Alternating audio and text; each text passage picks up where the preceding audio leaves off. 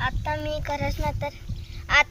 खरंच म्हातारी. हा कडबा काही मला चगावते नाही. अरे रेडका, अरे बाळा, माझं एक काम करशील का? सांग ना. ही कडब्याची पेंडी तेवढी नदी पलीकडच्या कडब्याकडून कापून घेऊन येशील का? मग मला नीट कडबा चावता येईल. हो, मी दे मला पिंकी बांधून एक रिकामं पोतं सुद्धा. आत्ता कापून घेऊन आणतो तुझ्यासाठी.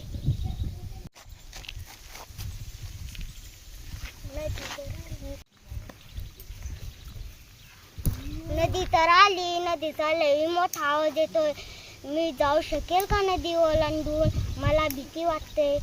कोणाला विचारू बरं? हा तिकडं बैल काका आहे. बैल काका, मला नदी पलीकडच्या कडबाकुटीवर जायचं. आजीसाठी कडबा कापून घेऊन आणायचं. पण मला भीती वाटते. पाणी जास्त आहे का? नाही रे, तुझ्या गुडघे इतकं तर पाणी आरामशीर जाशील.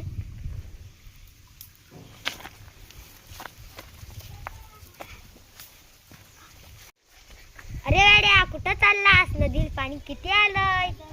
नाही ग खारुताई, नदीला पाणी जास्त नाही असे मला बैल काका म्हणाले. अरे वेड्या, कालच माझी एक मैत्रीण पाण्यात वाहून गेली. मागे फिर.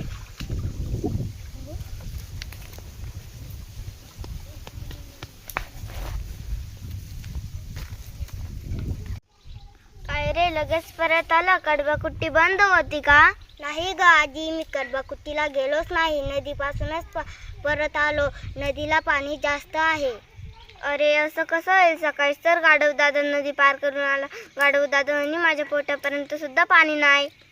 मला बैल काका म्हणाले की पाणी कमी आहे.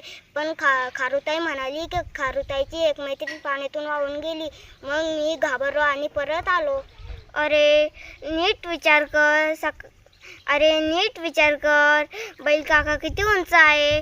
त्यांना पाणी कमीच वाटत. खारुताई किती बुटकी आहे? तिला पाणी जास्तच वाटत. खारुताईपेक्षा तू किती उंच आहे? तुला घाबरायचं काय कारण? हो ग आजी, आलं माझ्या लक्षात. आत्ता घेऊन येतो तुझ्यासाठी कडबा कापून.